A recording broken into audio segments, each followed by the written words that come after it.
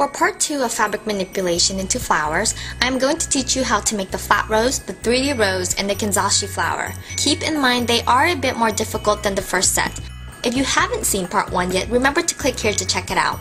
I have time-stamped each one of these tutorials. If you want to skip any one of them, just go to that specific time. The flat rose is the most common rose used in fashion design. First, start out with a strip of fabric about 2 inches wide. The length is really dependent on how big you want the bloom to be. Start with one end of the fabric.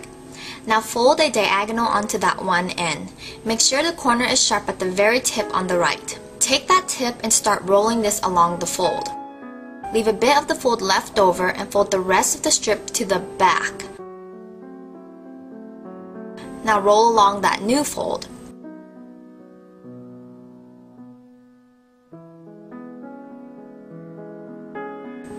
Leave a little bit of that fold and then again fold it to the back. Now roll along this new fold. Continue doing this until you're sick and tired of it.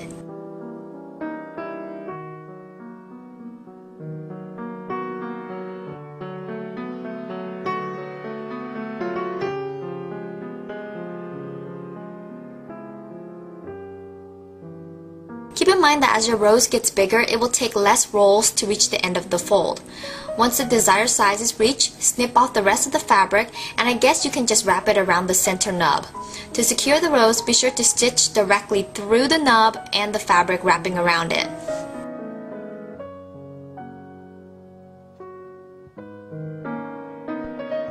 Make sure to try out different colors and even with satin ribbons. High-end brands love to throw on a few roses and call it a day. Just like the flattened rose, you'll need the same dimension to create a 3D rose, which is 2 inches wide. Again, start at one end of the fabric. Fold the right side down and make sure that the fabric passes the bottom edge a bit. Then fold the left side down as well, and it should start to kind of look like a triangle. Rotate 90 degrees and fold the strip from left to right. Then fold the strip from bottom to top. What is going to happen is a square will start to take shape. Now fold the strip from right to left, following along the edge.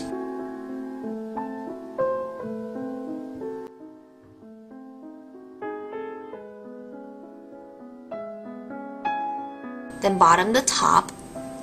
Now left to right. Now bottom to top. And right to left again. If you continue with this pattern, a square will start to take shape and the squares will stack up on top of each other.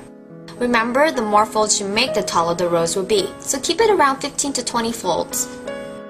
Cut off the excess fabric and twirl it a bit.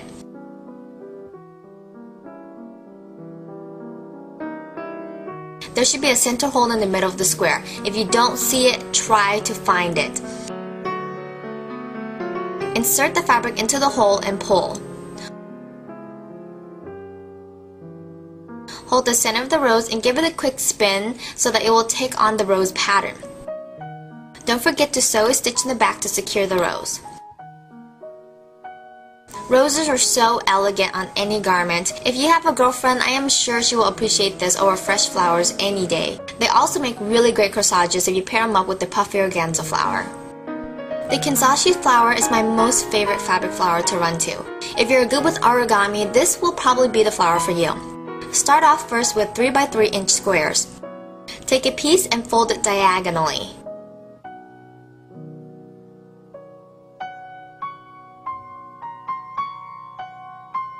Now fold it from left to right to match the 2 bottom corners.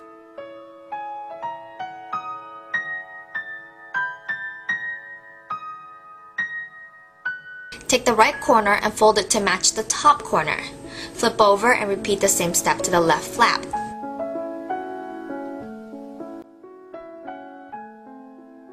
With the folded edge on the bottom, match it to the vertical edge on the right.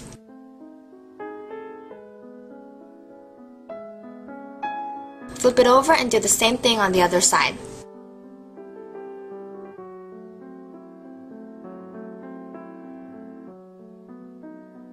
Insert a pin into the center to hold the fold. After making an excruciating 10 of them, find the raw straight edge on the petal and snip off the end. Do this to all 10 of them.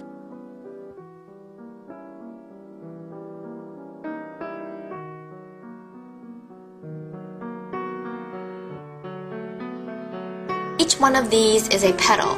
If you take a look at it closely, one side has 2 folds and the other side has 4 folds. It doesn't matter which side you choose, but make sure you do stay consistent while you're sewing them together.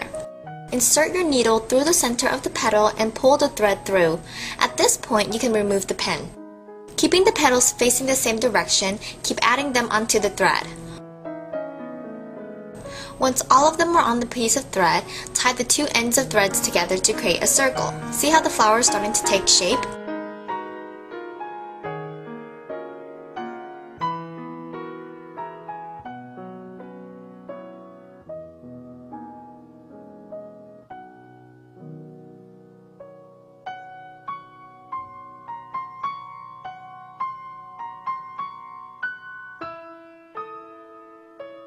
There are so many ways to vamp up this flower. You can place a small one on top of a bigger one, use more petals or less petals. Play around, have fun, and don't forget that you have the options to choose whatever fabric and textures you like to make these your own. Good luck, and I will see you guys next week.